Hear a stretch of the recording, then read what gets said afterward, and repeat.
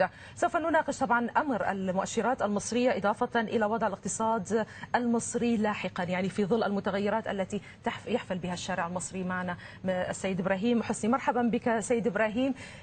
يعني لنفسر ما يحصل حاليا في السوق المصرية. هل هو اطمئنان من ربما من الجهة العسكرية بأنها سوف تضمن أمان البلد ولن تكون هناك توترات داخلية، وبالتالي هذا ما شجع ربما التداولات لتدخل للسوق؟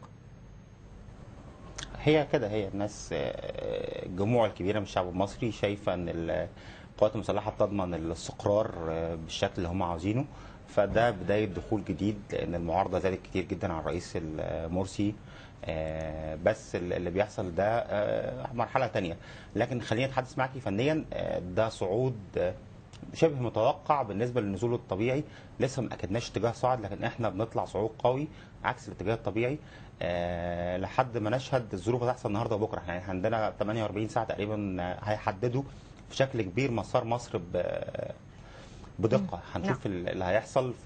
بس النهارده كان رد فعل اللي حصل امبارح شويه اطمئنان للي بيحصل. طيب هل هم اجانب ام مصريين اكثر؟ يعني كيف تتوزع الصوره بالنسبه للتداولات؟ يعني يقولون انه الاجانب يجدون، انه بعض المستثمرين الاجانب المحافظ وجدت فرصه في هذه المرحله. هي المستثمر الاجنبي او المستثمر المؤسسي الكبير بيشتري بطريقه مختلفه عن المستثمر الصغير. المشتري الاجنبي او المستثمر الكبير بيشتري بطريقه على اجزاء، كل ما بيشوف نزول بكميه كبيره بيدخل يشتري. وده اللي كان ظاهر عندنا في خلال الارقام اللي واضحه من اول السنه لحد دلوقتي. كانوا الاجانب هم اللي بايعين بنسب كبيره، طبعا بايعين بارقام اعلى، بيبقى عندهم فرص دخول بارقام اقل، فبيدخل بكميات صغيره. ده لا يتناسب مع المستثمر الصغير. المستثمر الصغير معاه كميات صغيره جدا من الفلوس، بيدخل بيها مره واحده او مرتين على اقصى تقدير. فالدخول ده طبيعي بالنسبه للاجانب في فئات اسعار كبيره معاهم. شايفين الاقتصاد المصري سواء في وجود مرسي او وجود غير مرسي الدنيا هتبقى في صعود، فدي فرص شرائيه ليهم، بيدخلوا ياخدوا مراكز جزئيه على فترات متباعده. لكن كان حتى قبل الشراء الاخير كان الاجانب بايعين بنسب كبيره في السوق المصري. نعم. طيب برأيك هل هناك يعني على مستوى خبراء الاقتصاد يعني أو حتى المحللين في البورصة ما الذي يمكن أن يتوقعونه في المرحلة القادمة؟ يعني الواضح أن الأمور تأخذ بعين الاعتبار ربما أن حكومة مرسي لن تعد موجودة، أو حتى فيما يتعلق بهذه المرحلة. طيب ما هو التصور اللاحق بالنسبة للاقتصاد؟ هل هناك من خطة اقتصادية بديلة موضوعة؟ احنا في عنق زجاجة. يا الشكل العام بيقولوا ان في ضغط كبير على حكومه الدكتور مرسي وبشكل عنيف.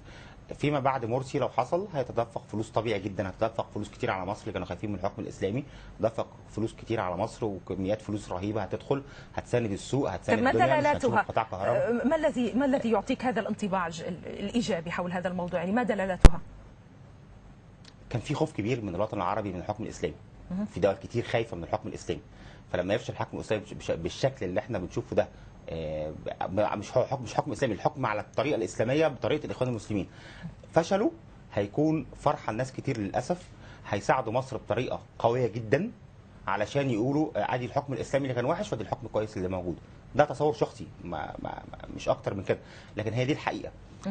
في حاله ان مرسي يكمل هيفضل الضغط اللي موجود عليه بالضغط الطبيعي اللي احنا شايفينه، هنشوف الدنيا وحشه. فالحقيقه بتقول ان هيبقى في مساعدات لمصر كتيره جدا في مرحله ما بعد مرسي لو حصل حاجه زي كده. لكن اعتقد الفتره اليومين الجايين هيظهر فيهم كل شيء. مش عارفين الاخوان هيسكتوا على ده، ايه اللي هيحصل. في مشهد ضبابي في خلال النهارده وبكره هنعرف فيه كل اللي هيحصل.